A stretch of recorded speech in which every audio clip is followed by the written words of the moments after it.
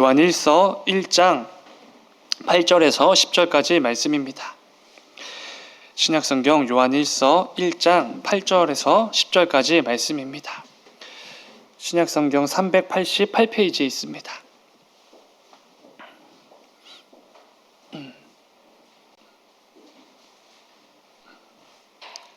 요한일서 1장 8절에서 10절까지 말씀입니다. 우리 한 절씩 교독하고 마지막 10절은 함께 읽겠습니다. 제가 먼저 읽겠습니다. 만일 우리가 죄가 없다고 말하면 스스로 속이고 또 진리가 우리 속에 있지 아니할 것이요.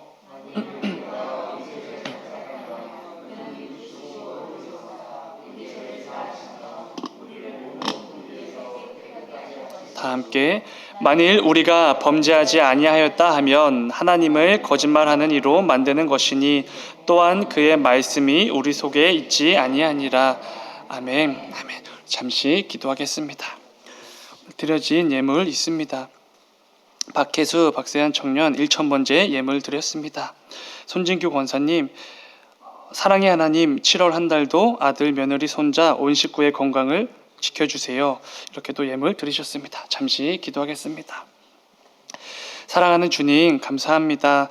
아버지, 주님께서 허락해 주신 또 한 주간의 또 삶으로 나아갑니다. 아버지, 또 삶의 자리로 나아가기 전에 그 분주함과 또 치열함 가운데 나아가기 전에 하나님의 말씀을 통해서 하나님의 뜻을 먼저 분별하고 또 깨닫고 나아가려고 합니다. 아버지, 오늘 이 말씀의 자리 또 찬양과 기도의 자리 가운데 우리를 향한 하나님의 뜻을 온전히 깨닫게 해주시고 하나님께서 우리에게 원하시는 또 삶을 깨닫고 나아가는 귀한 새벽 시간 될 수 있도록 인도하여 주시옵소서. 또 오늘 드려진 예물을 위해서 기도합니다. 우리 손진규 권사님 온 식구의 안전을 위해서, 건강을 위해서 예물 드리셨습니다. 우리 권사님의 그 기도 제목 가운데 주님 함께하여 주셔서 우리 권사님이 소원하시는 대로 온 식구의 그 건강이 하나님께서 인도하여 주시고 또 지켜주시고 또 보호해 주심이 충분하게 경험되어지는 7월 한 달 될 수 있도록 주님 인도하여 주시옵소서.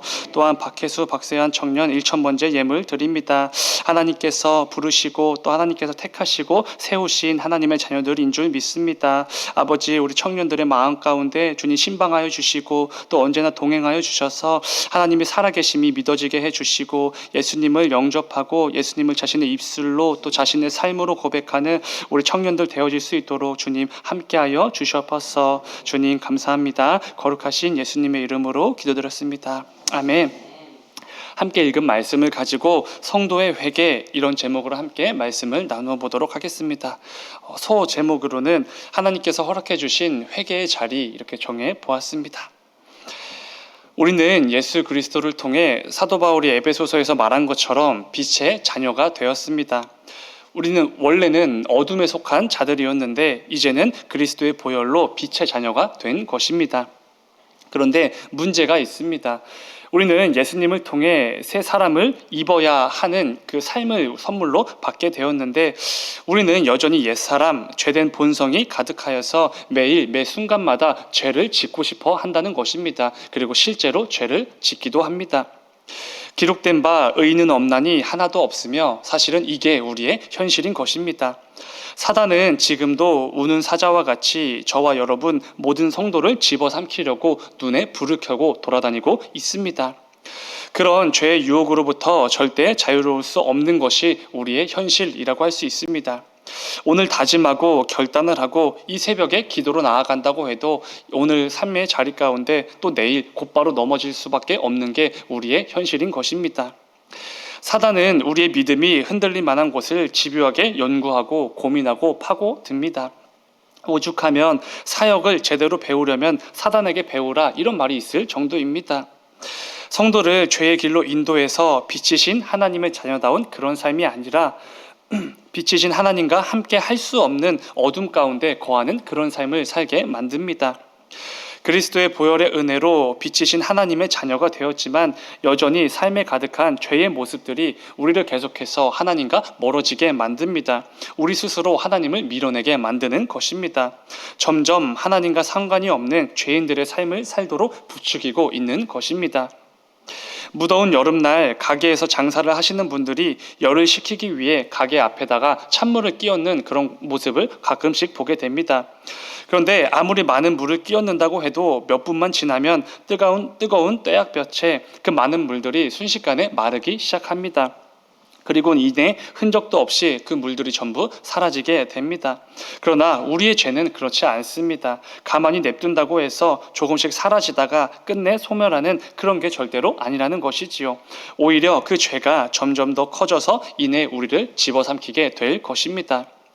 그렇다면 이런 질문이 생깁니다. 우리는 죄된 본성으로 가득한 죄인들이기 때문에 여전히 삶 속에서 죄를 지으며 살아갈 수밖에 없고 사단의 유혹에 굉장히 쉽게 무너지고 넘어질 수밖에 없는데 그럼 우리는 어떻게 해야 되는가? 이런 질문입니다.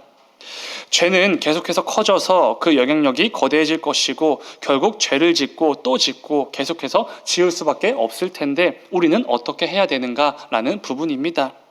이러한 우리의 질문에 대해서 답변을 해주는 것이 오늘 본문 말씀일 것입니다.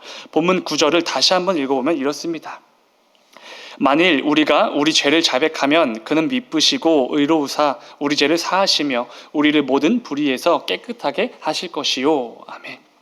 놀랍게도 하나님께서 우리에게 회개의 자리를 허락해 주셨습니다. 하나님께서는 이미 우리의 연약함을 다 아셨던 것 같습니다. 우리가 넘어질 것도 이미 다 아시는 것이지요. 그런 우리를 위해서 하나님께 나아와 회개할 수 있는 은혜의 자리도 허락해 주셨다는 것입니다. 오늘 본문을 통해 하나님께서는 분명히 말씀해 주십니다. 저와 여러분이 죄를 짓는 거 이것도 물론 당연히 문제이긴 하지만 사실 하나님 입장에서는 전혀 문제될 게 없다는 것입니다.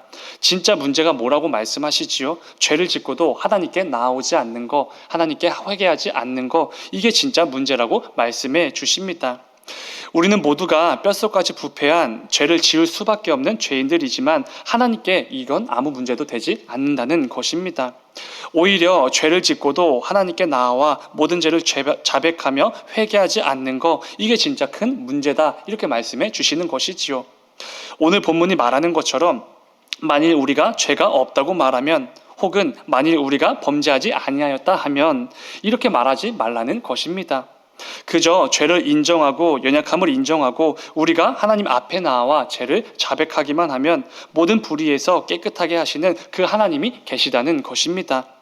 그럴 때 오늘 본문의 말씀처럼 신실하시고 미쁘시고 의로우신 하나님께서 우리의 죄를 반드시 용서해 주시고 우리를 깨끗하게 만들어 주신다는 것입니다. 우리가 내비게이션을 찍고 차 운전을 하다 보면은 가끔씩 길을 잘못 드는 경우가 종종 있습니다. 그때 내비는 친절하게 이렇게 말해줍니다. 경로를 이탈하셨습니다. 경로를 재탐색하겠습니다. 그리고 비록 잘못된 길로 왔지만 그 가운데서 목적지로 갈 수 있는 올바른 길을 다시 알려줍니다. 우리 성도의 회개가 바로 이 내비게이션의 재탐색 기능과 같지 않을까 생각이 됩니다. 내비 입장에서는 우리가 길을 조금 잘못 들어도 전혀 상관이 없습니다. 잘못된 것을 깨닫고 다시 올바른 길로 나아가면 원하는 목적지에 도달할 수 있기 때문에 그렇지요. 그런데 재탐색해서 알려준 올바른 길이 분명히 있는데 그것을 무시하고 계속해서 잘못된 길로만 나아간다면 그 결과는 뻔합니다. 우리가 원하는 목적지에 절대로 도달할 수 없는 것이지요. 그렇기에 우리는 성도의 직분으로 이 세상에서 살아갈 때 얼마든지 잘못된 길로 갈 수 있습니다. 그러나 반드시 회개의 자리로 나아가서 다시 올바른 길로 나아갈 수 있어야 한다는 것입니다. 하나님께서 허락해 주신 회개의 자리를 무시하고 계속해서 내가 원하는 길로만 나아간다면 그리고 계속해서 세상이 요구하는 길로만 나아간다면 우리는 절대로 하나님께서 원하시는 그 목적지에 도달할 수 없다는 것입니다. 우리가 잘 아는 다윗의 경우를 생각해 보시기 바랍니다. 다윗만큼 회개의 자리를 통해 하나님의 놀라운 은혜를 입은 사람이 또 있겠습니까? 다윗은 아름다운 여인 밧세바를 취하기 위해서 충신 우리아를 죽게 만들었습니다. 사실 왕의 권력을 이용해서 다윗이 죽인 것이지요. 그리고 그의 아내 밧세바와 간음을 행하고 자신의 아내로 맞이하게 됩니다. 씻을 수 없는 죄입니다. 그 누구에게도 당연히 용서받을 수 없는 죄이지요. 그러나 하나님께서 보내신 나단 선지자를 통해 자신의 죄를 깨닫자마자 곧바로 하나님께 엎드려 죄를 자복하며 회개에 이르게 됩니다. 시편 51편은 우리가 잘 아는 것처럼 다윗이 밧세바와 간음을 저지른 후에 회개하며 기록한 시편으로 알려져 있습니다. 시편 51편 1절입니다. 하나님이여 주의 인자를 따라 내게 은혜를 베푸시며 주의 많은 긍휼을 따라 내 죄악을 지워 주소서. 아멘. 인자와 은혜와 긍휼의 하나님이시기 때문에 자신의 그 끔찍한 모든 죄악들을 지워달라고 회개하고 있는 것입니다. 하나님은 그런 다윗의 회개를 받으시고 그를 용서해 주십니다.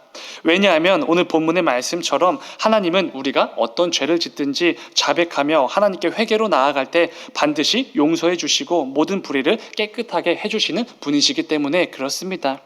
그리고 다윗은 또 다른 시편에서 이렇게도 고백합니다. 시편 32편 5절입니다. 내가 이르기를 내 허물을 여호와께 자복하리라 하고 주께 내 죄를 아뢰고 내 죄악을 숨기지 아니하였더니 곧 주께서 내 죄악을 사하셨나이다. 아멘. 내 허물과 모든 죄를 숨기지 아니하고 하나님께 아뢰었더니 곧 하나님께서 그 모든 죄악들을 용서해 주셨다. 이렇게 고백합니다. 사랑하는 여러분, 우리는 수시로 죄를 지을 수밖에 없는 연약한 죄인들입니다. 그러나 이러한 우리의 현실을 나보다 더 잘 아시는 하나님이 계시다는 사실을 절대로 잊어서는 안 됩니다.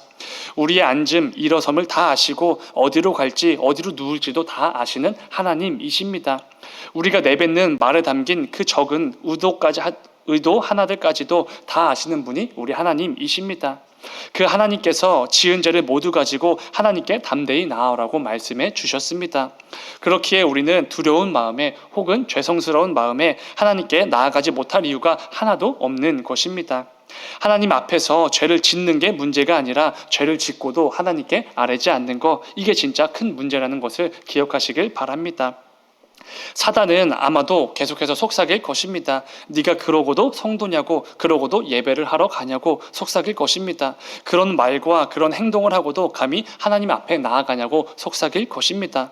저와 같은 사역자에게도 마찬가지일 것입니다. 네가 그러고도 사역자냐고 목사냐고 분명히 속삭일 것입니다.